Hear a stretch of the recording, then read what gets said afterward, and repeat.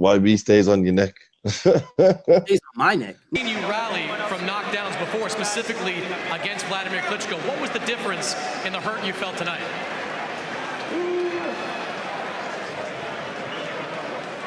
Nothing really. It's all the same. It's all the same. It just wasn't my night. It's Andy Ruiz's night. You know what I mean? But look, you know what? It's good for the TV. It's good for the zone. It got people watching. And then now I've got to go and do it all again. Yo, my dons, make sure you hit that like button, comment, subscribe, and obviously hit the bell for notifications. So yesterday, in one of my reaction videos, I said that I thought Joshua mentioned something about the fact he lost was good for the networks. The rematch would be good for the networks. All this sort of business. Anyway, I couldn't find it. I felt like I almost was dreaming. Anyway, 2-2s. I come across it and I find it. Now this for me, is this a massive conspiracy theory? Absolutely. However, I don't care what no one says. If you watch that Joshua fight from the start to the end, it all seemed something wasn't right there. Something really was not right. And until we find out some more information, maybe about training camp, maybe about something else, I'm going to speculate on conspiracies. Now, I don't know about you lot. Me and Sugar Ray Leonard included. Have I ever boxed? Absolutely not. However, Sugar Ray Leonard has been unified champion himself. And he said, I'm shocked at Joshua's reaction to this. He's acting as if he just lost his football over a garden fence.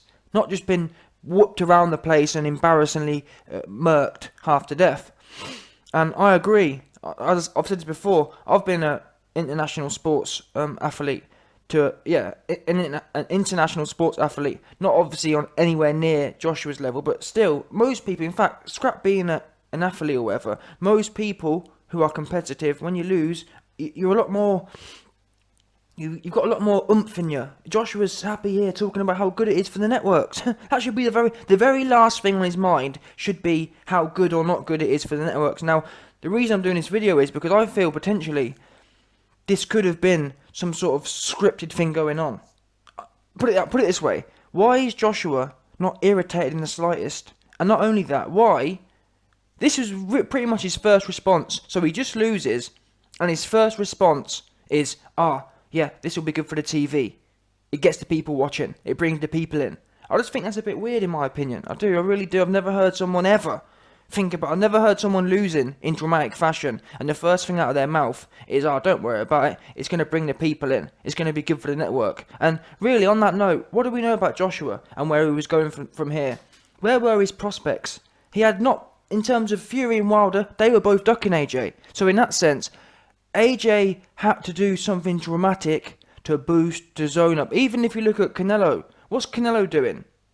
Fighting Golovkin. No one really wants to see that fight. There's not much going on. And if AJ can't bring in the big fights with Fury or Wilder, what's the next best thing? If not potentially even better. I'm buzzing to see this rematch because from my perspective, either Ruiz is going to prove he's the man or AJ is going to prove he's the man. This fight's going to be, it's all or nothing in that sense. Now, the only thing that could have rivaled this sort of build-up, in as much as the only thing that could have come close to Joshua versus Ruiz 2, especially losing the fashion Joshua lost in, would have been a Fury or Wilder fight. Now, we knew the Fury and Wilder fight weren't going to happen. So this could be a big setup in that sense. Now, is it likely? Absolutely not. I'm just saying, for the sake of YouTube, I'm saying there is a possibility that this has been set up. And like I say, if I hadn't have seen Joshua talking about this, I wouldn't have made this video. I'm not just plucking things out of the air. Is it? I don't care what no one says.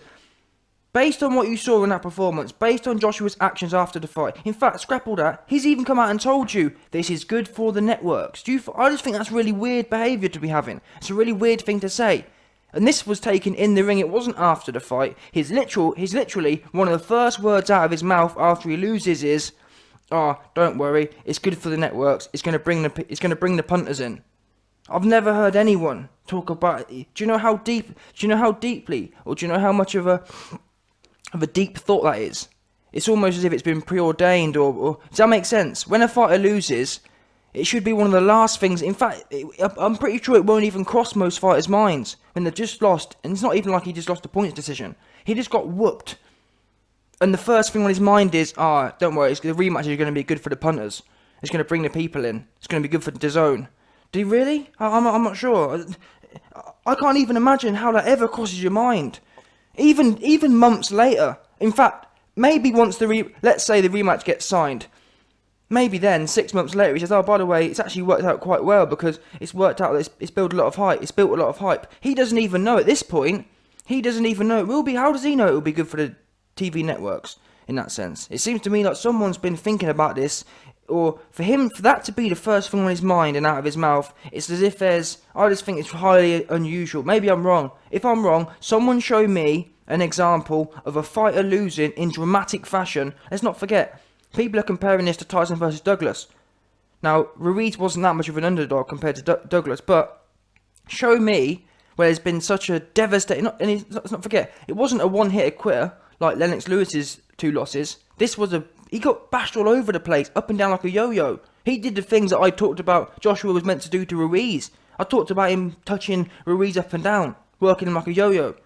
Yeah? I talked about him punching the farts out of his ass. All this good banter. And it came to it. That happened to him, and the first thing out of his mouth is, well, yeah, the rematch is going to be really good for the zone. It's going to bring the people in. It's going to get everyone watching. I think it's fishy. Especially when, in my opinion, we've got a lot of unanswered questions in that sense. This wasn't the Anthony Joshua. No punch output, no jab, a low lead hand. I mean, to be fair, we had seen him playing with a low lead hand. But apart from the last 2 fights, since when is he doing that? Since when has that been a smart idea? Really? When has it been a smart idea?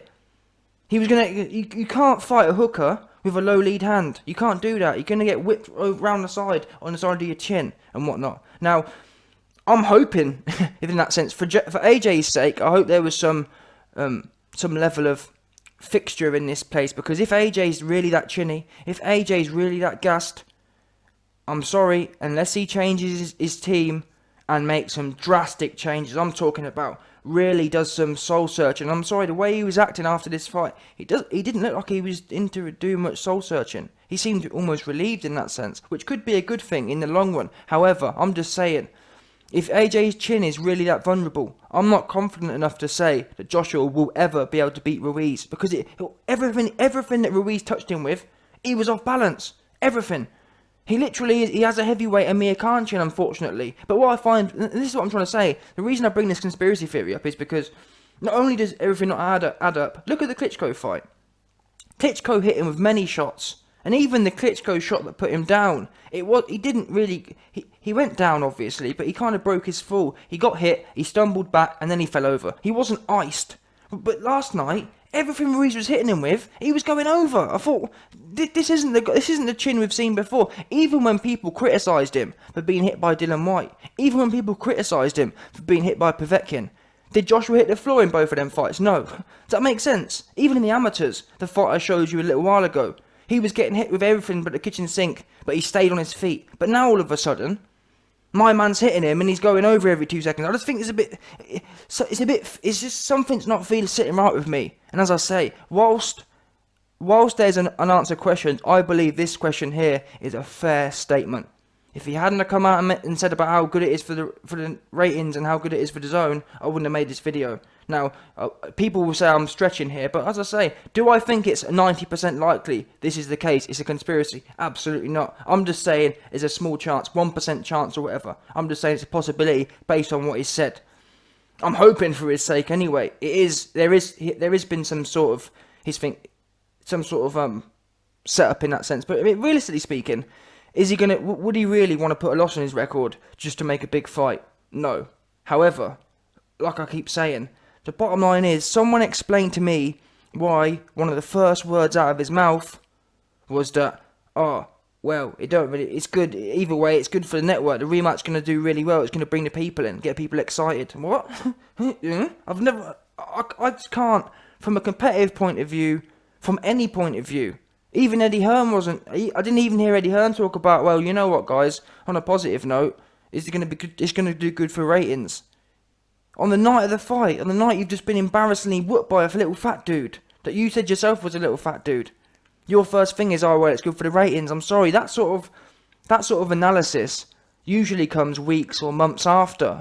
Normally, if there is no kind of setup, normally that's the very last thing on your mind. Literally the very last thing on your mind is how well it's going to sell. Anyway, I'll be interested to see what you guys think in the comment section below.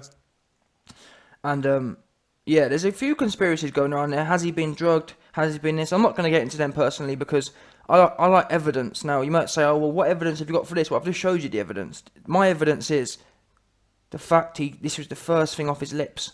For me, fishiness. That smells fishy to me. It smells completely fishy. Never heard of anything like it before. Now, if anyone's got any evidence about his drink being spiked, I'm just saying, all of a sudden his chin just disappears overnight. Has he been rocked? This is what I'm not saying. I'm not saying, oh yeah, he's got a triple G spot chin or a Canelo chin. But come on, man, he wasn't. Show me any other fight. Well, put it this way, he's only been down with Klitschko once, and as I say, he broke that fall. He was getting hit loads on that night, but all of a sudden now, maybe it could be the case. Though, to be fair, it could be the case that what Joseph Parker said was correct. Joseph Parker said that Andy Ruiz is the hardest hitting dude. And I said myself weeks ago that I really rate the way Ruiz hooks and uppercuts. He turns him over. He digs his elbow in, almost like Mike Tyson. I said that the first day I found out about Andy Ruiz. I said I really rate him on these pads, wicked hands, and whatnot. So that also could be the case as well. It could be. And unfortunately for AJ, if this isn't been a setup, and if Ruiz really does have that power and accuracy to clip him on the side of the chin, I'm sitting there thinking now, I can't see, if his chin is really that vulnerable now, I can't see a situation where he's able to keep Ruiz off him, unless he develops a high volume and a stinging jab. I mean, real stinging. And even then, if Ruiz loses some weight and becomes like Mike Tyson, i.e. lighter and quicker on the feet, even then that jab won't be able to stop him. He'll go slip, and he'll be on the inside, and Joshua will be chinned. It'll be as simple as that. Because Ruiz is on the up now. As long as Ruiz stays on point in that sense. But either way, let me know what you think.